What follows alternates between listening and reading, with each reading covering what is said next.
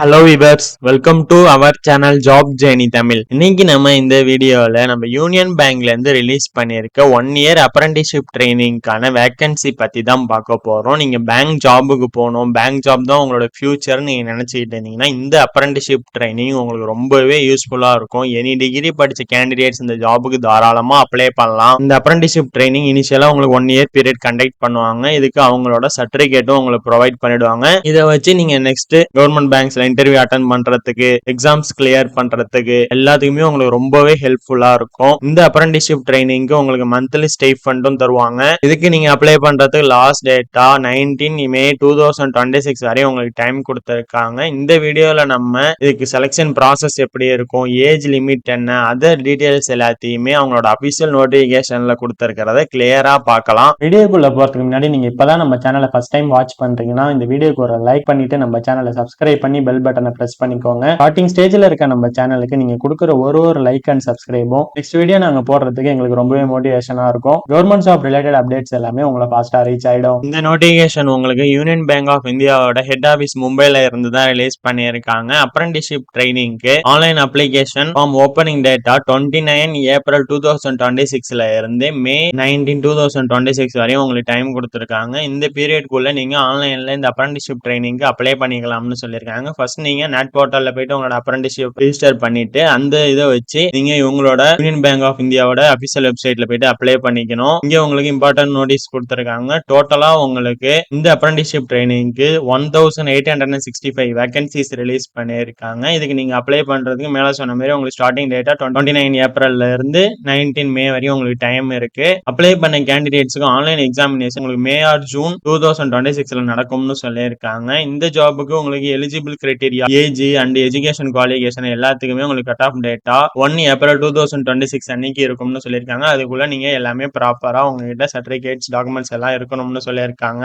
நீங்க ஆன்லைன்ல தான் அப்ளை பண்ற மாதிரி இருக்கும்னு சொல்லியிருக்காங்க. எந்த டாக்குமெண்ட்டும் நீங்க ஆபீஸுக்கு சென்ட் பண்றது, மெயிலுக்கு சென்ட் பண்றது இந்த மாதிரி ஃபார்மாலிட்டிஸ் எதுவும் கிடையாதுன்னு சொல்லியிருக்காங்க. நெக்ஸ்ட் உங்களுக்கு டோட்டலா இருக்கிற 1865 வேகன்சியை ஸ்டேட் வைஸ் ஸ்பிளிட் பண்ணி இங்க கொடுத்திருக்காங்க.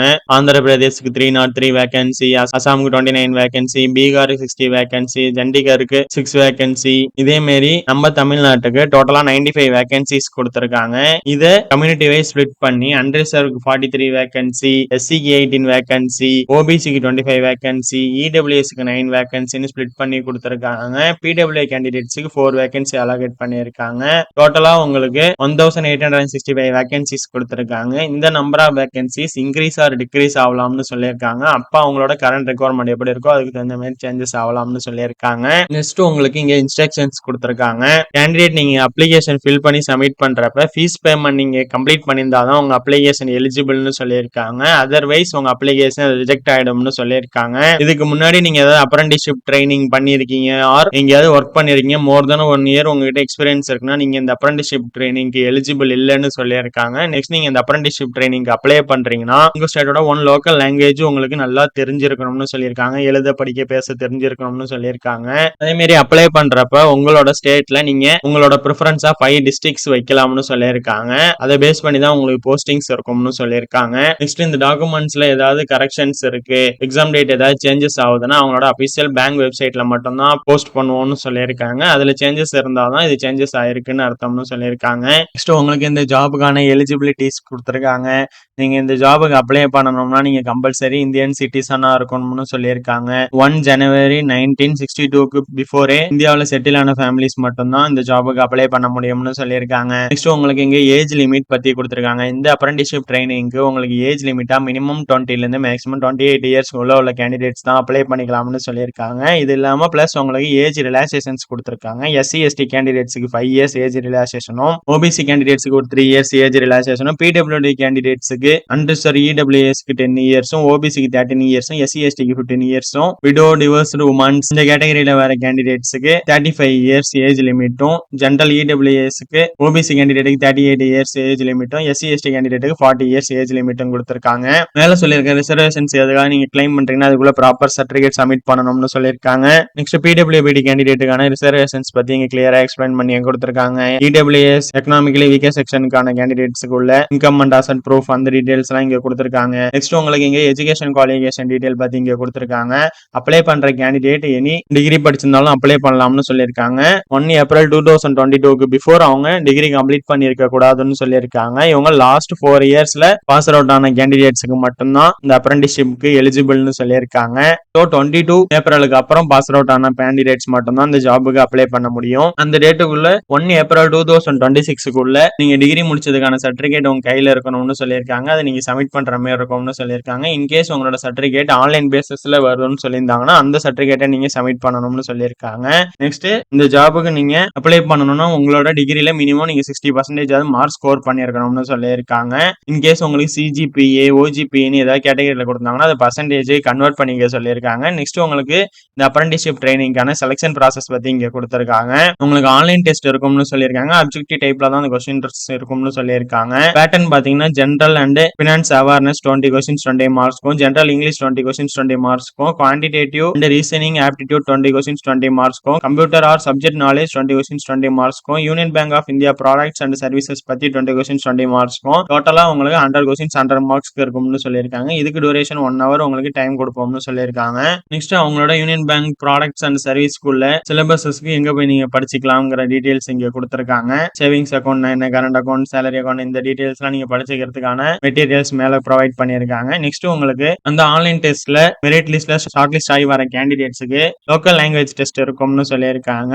இதுக்கு நம்ம தமிழ்நாட்டுக்கு தமிழ் தான் லோக்கல் லாங்குவேஜா கொடுத்திருக்காங்க. உங்களுக்கு நல்லா தமிழ் எழுத படிக்க பேச தெரிஞ்சாலே போதும், நீங்க எலிஜிபிள் தான். நெக்ஸ்ட் உங்களுக்கு ஷெட்யூல்டு கேஸ் இடபிள்யூஎஸ் கேண்டிடேட்ஸ் உங்களுக்குள்ள எலிஜிபிலிட்டினா என்னென்ன இருக்கணுங்கிறத எக்ஸ்பிளைன் பண்ணி கொடுத்திருக்காங்க. நெக்ஸ்ட் உங்களுக்கு ஃபைனல் செலக்ஷனை பத்தி இங்க கொடுத்திருக்காங்க. இந்த ஜாபுக்கு உங்களுக்கு ஃபைனல் செலக்ஷனா நீங்க ஃபர்ஸ்ட் அந்த ஆன்லைன் டெஸ்ட்ல மெரிட் லிஸ்ட்ல ஷார்ட் லிஸ்ட் ஆகி வரணும். பிளஸ் உங்களுக்கு சர்டிபிகேட் வெரிஃபிகேஷன் இருக்கும். அதுல உங்களோட சர்டிபிகேட்ஸ் எல்லாத்தையும் நீங்க ப்ராப்பரா வச்சிருந்து சப்மிட் பண்ணிருக்கணும். அதுலயும் எலிஜிபிள் ஆகி வர கேண்டிடேட்ஸ்க்கு லோக்கல் லாங்குவேஜ் டெஸ்ட்ல நீங்க கிளியர் பண்ணி உங்களுக்கு மெடிக்கல் ஃபிட்னஸ் டெஸ்ட்டும் கிளியர் ஆன கேண்டிடேட்ஸ்க்கு தான் ஜாப் இருக்கும்னு சொல்லியிருக்காங்க. நெக்ஸ்ட் உங்களுக்கு இந்த ஜாப் 1 இயர் பீரியடுக்கு தான் ட்ரைனிங் இருக்கும்னு சொல்லியிருக்காங்க. அதுக்கப்புறம் நீங்க ஆட்டோமேட்டிக்கா டெர்மினேட் ஆயிடுவீங்கன்னு சொல்லியிருக்காங்க. நெக்ஸ்ட் இந்த அப்ரெண்டிஸ்ஷிப் ட்ரைனிங் உள்ள ஸ்டைஃபண்ட்ஸ் அண்ட் பெனிஃபிட்ஸ் பத்தி இங்க கொடுத்திருக்காங்க. நீங்க ஜாயின் பண்ண போற bank rural or semi urban ஏரியாஸ்ல இருந்ததுன்னா உங்களுக்கு மந்த்லி ஸ்டைஃபண்டா 15,000 per month இருக்கும்னு சொல்லியிருக்காங்க. அர்பன் சிட்டிஸ்ல இருந்ததுன்னா 18,000 per month இருக்கும்னு சொல்லியிருக்காங்க. மெட்ரோ சிட்டிஸ்ல இருந்ததுன்னா 20,000 per month உங்களுக்கு ஸ்டைஃபண்டா இருக்கும்னு சொல்லியிருக்காங்க.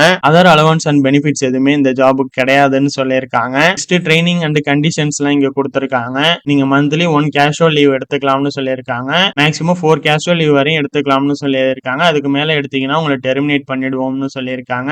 பேங்க்ஸ்க்கு உள்ள ஹாலிடேஸ்லாம் உங்களுக்கும் உள்ள ஹாலிடேஸ் தான் சொல்லியிருக்காங்க. ஓவர் டைம்லாம் நீங்க எதுவும் பார்க்க தேவையில்லைன்னு சொல்லியிருக்காங்க. நெக்ஸ்ட் நீங்க 1 இயர் பீரியட் கம்ப்ளீட் பண்ணதுக்கு அப்புறம் உங்களுக்கு அசஸ்மெண்ட் டெஸ்ட் ஒன்று வச்சு அதுல பாஸ் ஆகிற கேண்டிடேட்ஸ்க்கு சர்டிபிகேட் ப்ரொவைட் பண்ணுவோம்னு சொல்லியிருக்காங்க. ஒரு வேலிடான சர்டிபிகேட், அது எங்க எடுத்துட்டு போனாலும் உங்களுக்கு ஜாப் கிடைக்கிறதுக்கு நிறைய பாசிபிலிட்டிஸ் இருக்குன்னு சொல்லியிருக்காங்க.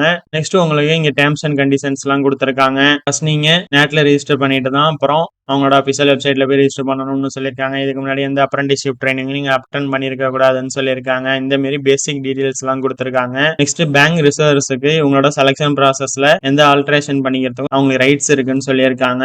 நெக்ஸ்ட் ஜெனரல் இன்ஸ்ட்ரக்ஷன்ஸ் கொடுத்திருக்காங்க. உங்களோட ஆன்லைன் அப்ளிகேஷன் ஃபார்ம் இன்கம்ப்ளீட்டா இருந்ததுன்னா நீங்க உங்க அப்ளிகேஷனை ரிஜெக்ட் பண்றதுக்கு சான்ஸ் இருக்குன்னு சொல்லியிருக்காங்க. எல்லா டாக்குமெண்ட்ஸும் நீங்க ப்ராப்பரா ப்ரொவைட் பண்ணணும்னு சொல்லியிருக்காங்க.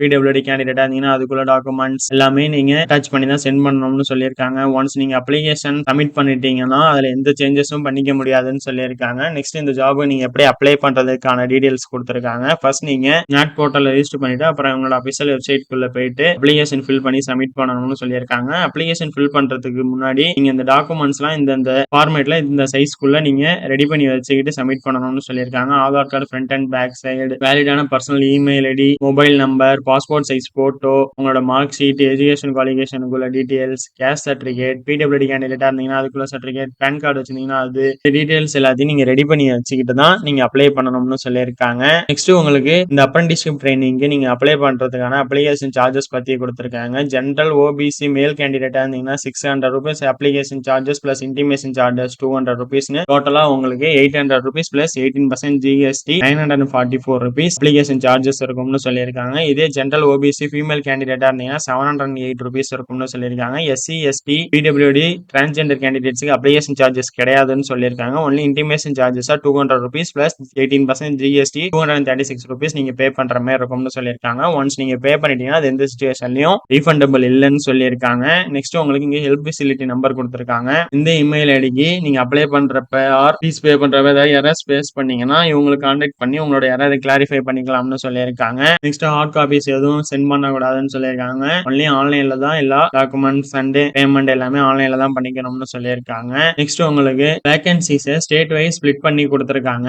நம்ம தமிழ்நாட்டுல இருக்க 95 வேகன்சிஸ் மேக்ஸிமம் எல்லா டிஸ்ட்ரிக்ட்ஸ்லயும் கவர் ஆகி தான் இருக்கு. நீங்க 5 டிஸ்ட்ரிக்ட்ஸ் உங்க ப்ரையாரிட்டி லிஸ்ட்ல வச்சீங்கன்னா கண்டிப்பா உங்களுக்கு கிடைச்சிரும். நெக்ஸ்ட் உங்களுக்கு உள்ள கேஸ்டுக்கு கிளைம் பண்ற சர்டிபிகேட்ஸ் எல்லாம் இங்க கொடுத்திருக்காங்க. PWD கேண்டிடேட்டுக்கு உள்ள சர்டிபிகேட் எல்லாம் கொடுத்திருக்காங்க. இந்த நோட்டிபிகேஷன் லிங்க், இவங்களோட official website link, application link, NAT portal link எல்லாமே இந்த வீடியோட டிஸ்கிரிப்ஷன்ல நான் கொடுத்திருக்கேன். செக் பண்ணி பாருங்க. இந்த வீடியோ உங்களுக்கு யூஸ்ஃபுல்லா இருந்துச்சுன்னா இந்த வீடியோ லைக் பண்ணுங்க, ஷேர் பண்ணுங்க, நம்ம சேனலை சப்ஸ்கிரைப் பண்ணுங்க. தேங்க்ஸ் ஃபார் வாட்சிங்.